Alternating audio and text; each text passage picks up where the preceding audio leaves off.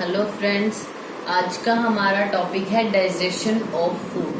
Food की digestion से पहले हमें जो हमारी डाइजेस्टिव ट्रैक है यानी फूड को कहाँ कहाँ से होकर जाना है इसके बारे में पता होना चाहिए। तो जो डाइजेशन होता है उसमें यानी डाइजेशन के लिए जो ट्रैक है उसमें हमारे दो होते हैं, एक तो एलिमेंट्री कैनाल प्लस में जो डाइजेशन में हेल्प करती हैं ग्लैंड्स वो।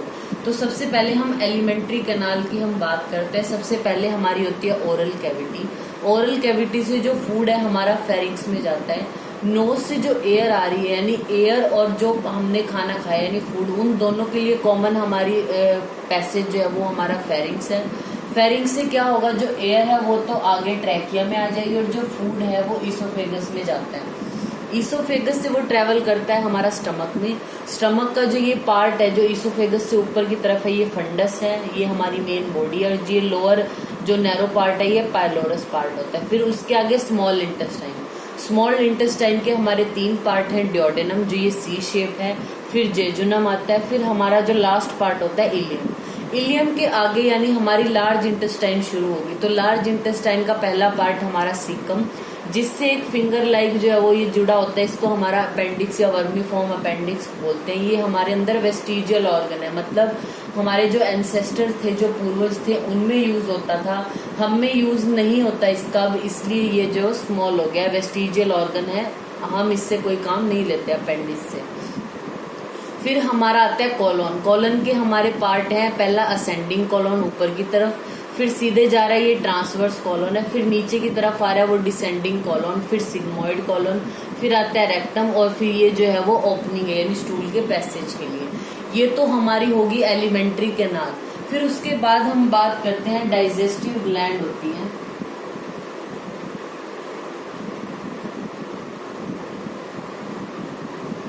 यानी जिनका मेन काम है हमारे डाइजेशन में, ऐसी ग्लैंड्स। तो सबसे पहले हमारी आती है इसमें सिलेवरी ग्लैंड्स, यानी जो हमारी ओरल कैविटी है उसमें हमारी तीन सिलेवरी ग्लैंड्स हैं, जैसे पैरोटिड है हमारी, सब मैक्सिलरी या सब मैंडिबुलर जो है उसको बोलते हैं, और हमारी थर्ड होगी सबलिंगुअल। तो यानी पहली हमारी जो ग्लैंड हेल्पफुल है डाइजेशन में वो सिलेवरी ग्लैंड्स।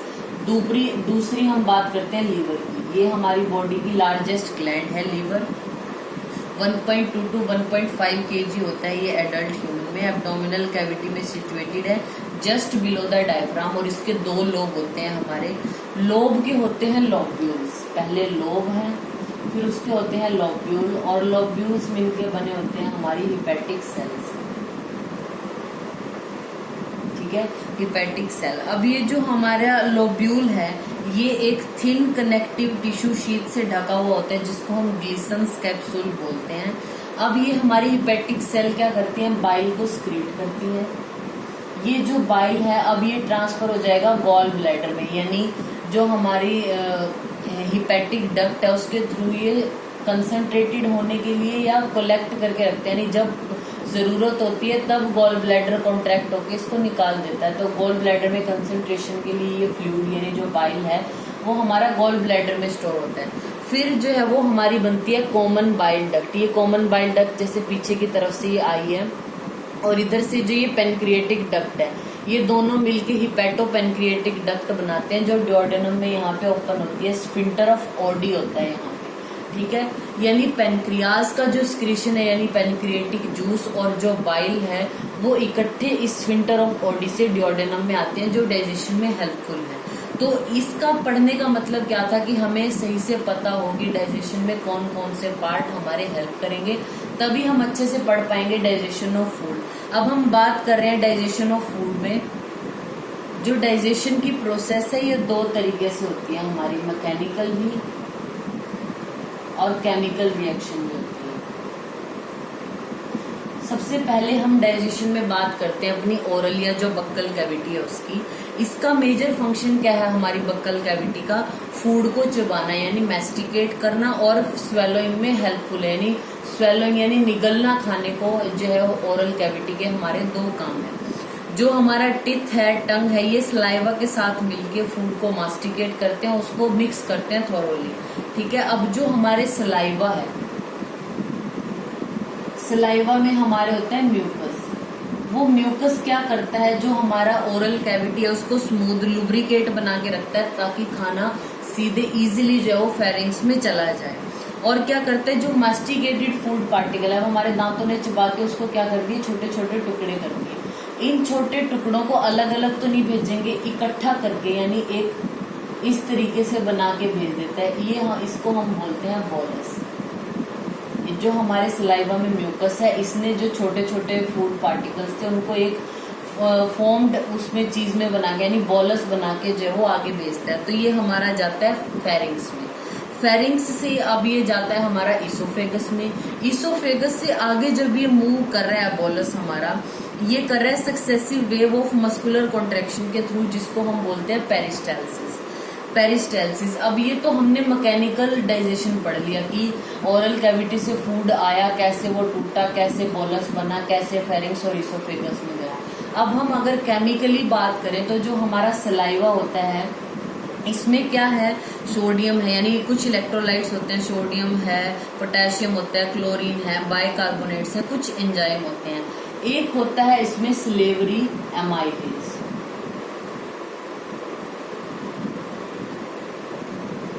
स्लेवरी अमाइलेज होता है और होता है लाइसोजाइम।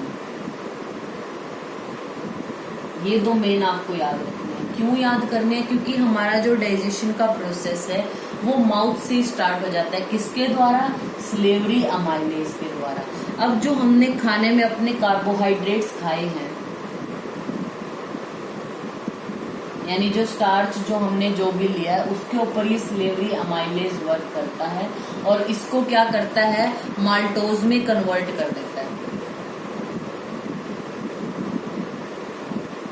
ठीक है, यानी क्या होता है, the chemical process of digestion is initiated in the oral cavity by hydrolytic action of carbohydrate splitting enzyme. Carbohydrate splitting enzyme कौन है, स्लेवरी अमाइलेज।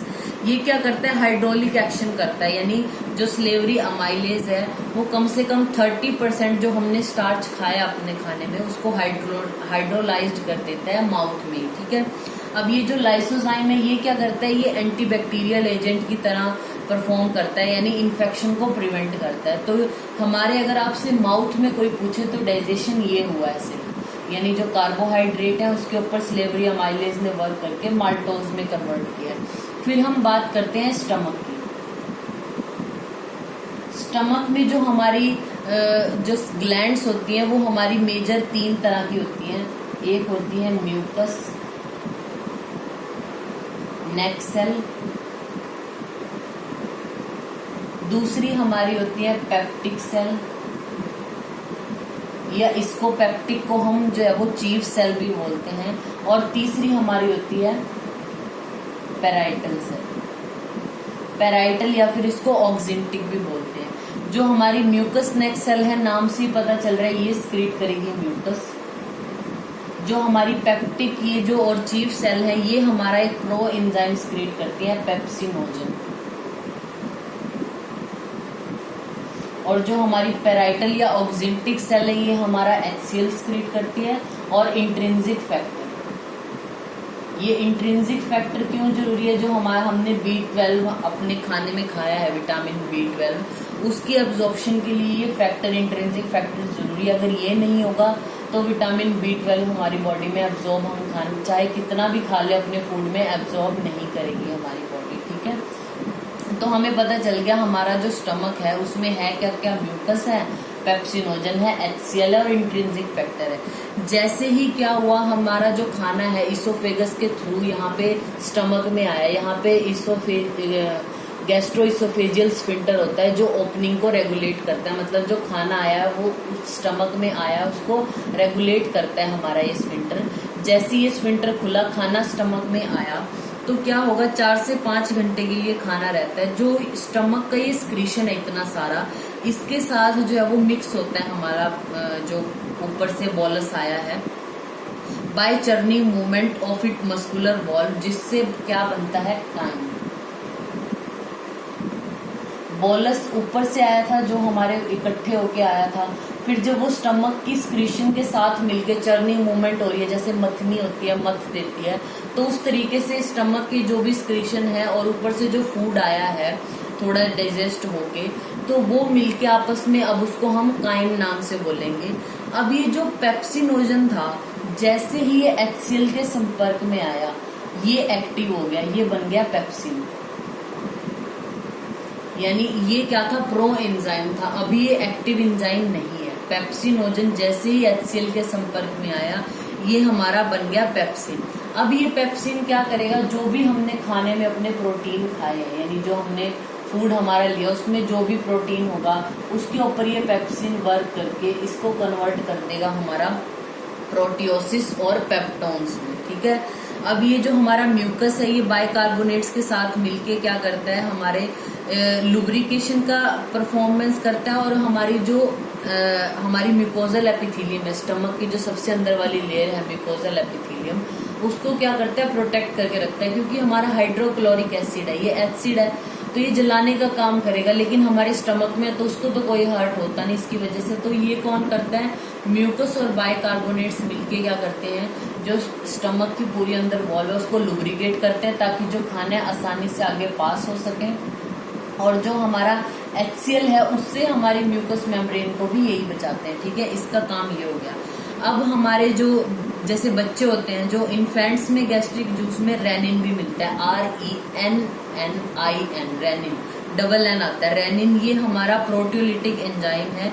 ये जो मिल्क में प्रोटीन है, बच्चा क्या करता है, दूध ही पी रहा है माँ का, तो माँ के दूध में जो प्रोटीन है उसको डाइजेस्ट करने के लिए बच्चों में जो है वो रेनिन होता है। ठीक है, स्मॉल अमाउंट ऑफ लाइपेज भी होता है, हमारे गैस्ट्रिक जो जूस है उसमें लाइपेज भी होता है। तो हमने अब स्टमक में क्या डाइजेशन हमने पढ़ा, स्टमक में म्यूकस है, म्यूकस का क्या काम है, लुब्रिकेट करता है बाइकार्बोनेट्स के साथ मिलके, और जो है वो हमारी म्यूकोजा उसको प्रोटेक्ट करने का काम कर रहा है। जो पेप्टिक सेल है उसने पेप्सिनोजन क्रिएट किया था, जब ये HCl के साथ आएगा तो एक्टिव होकर पेप्सिन बना देगा।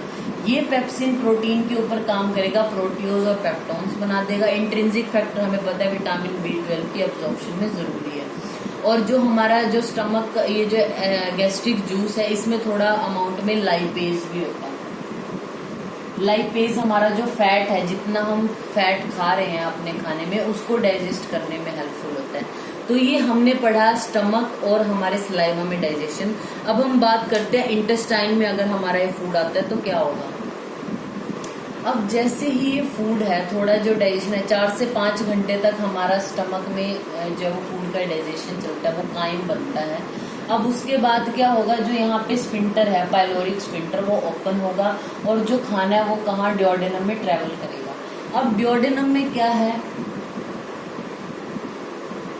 एक तो पैनक्रिएटिक जूस आ रहा है, एक बाइल आ रहा है, और खुद जो इंटेस्टाइन है उसका भी जूस है। तो ये क्या काम करते हैं, जो इंटेस्टाइनल जूस है इसको हम सक्कस एंटेरिकस भी बोलते हैं। सबसे पहले अगर हम अपने पैनक्रिएटिक जूस की बात करें तो पैनक्रिएटिक जूस में हमारे होते हैं ट्रिप्सिनोजन,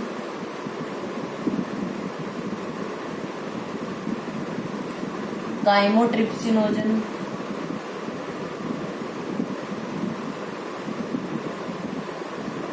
और इसके अलावा क्या होता है, प्रो कार्बोक्सी पेप्टाइडेज, अमाइलेज होता है, लाइपेज होता है, और हमारे होते हैं न्यूक्लियेसिस।